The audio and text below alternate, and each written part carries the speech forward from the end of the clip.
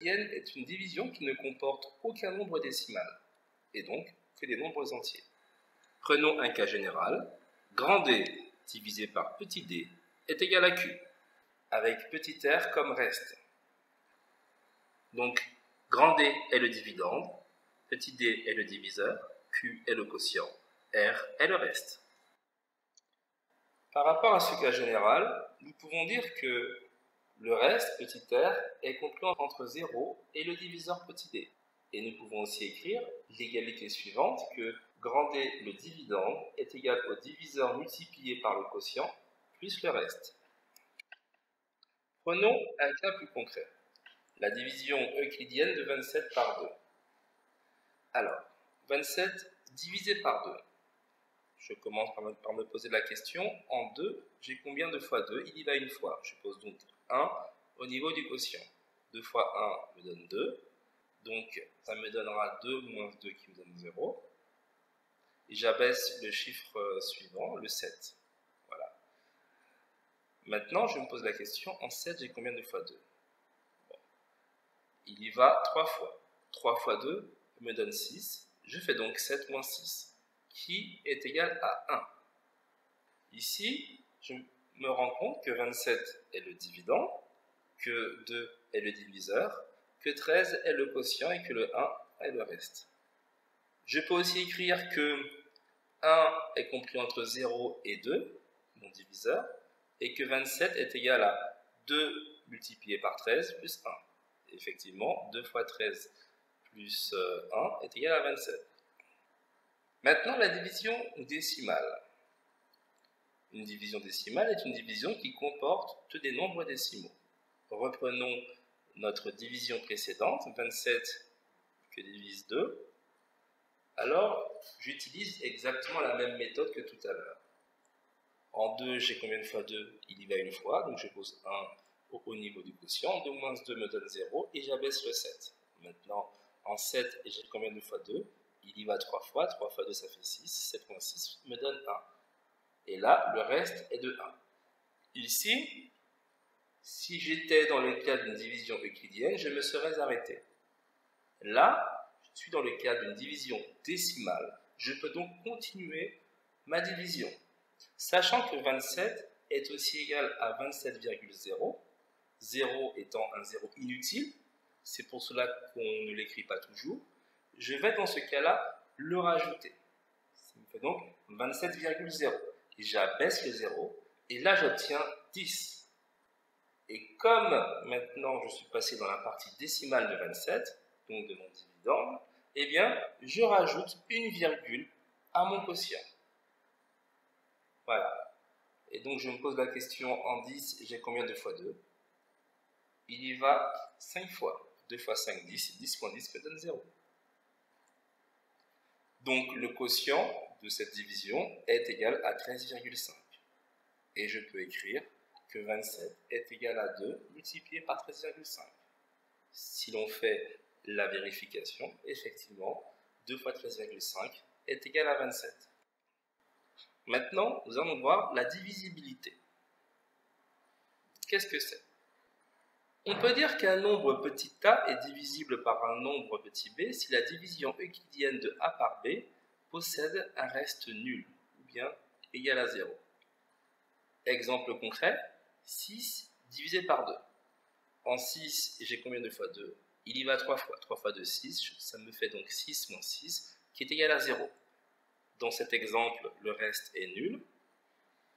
Donc, je peux dire que 6 est divisible par 2 et par 3.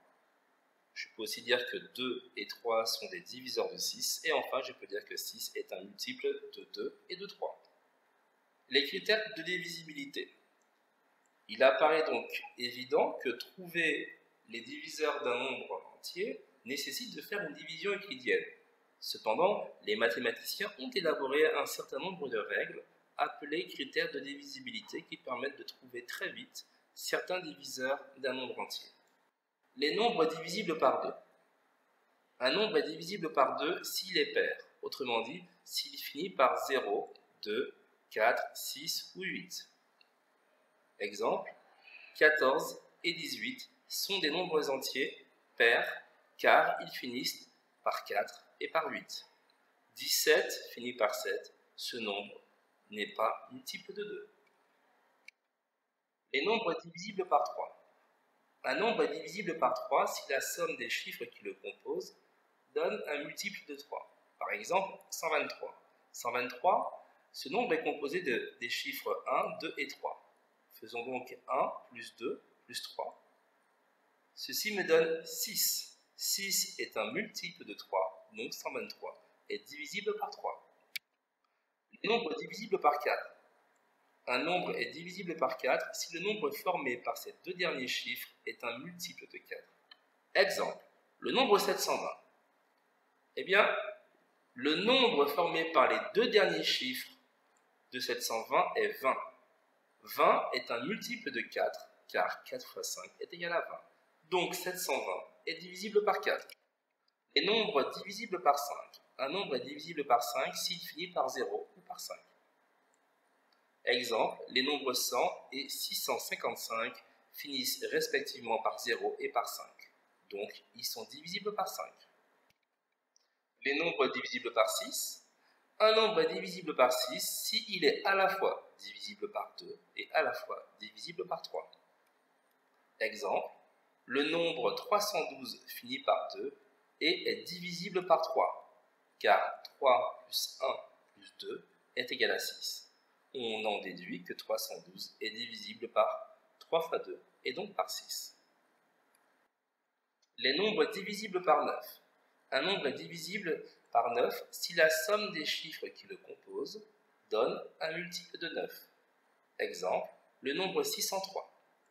6 plus 0 plus 3 est égal à 9. 9 est évidemment un multiple de 9. On en déduit que 603 est divisible par 9. Les nombres divisibles par 10. Un nombre est divisible par 10, tout simplement s'il finit par 0. Par exemple, le nombre 12020 finit par 0. Il est donc un multiple de 10.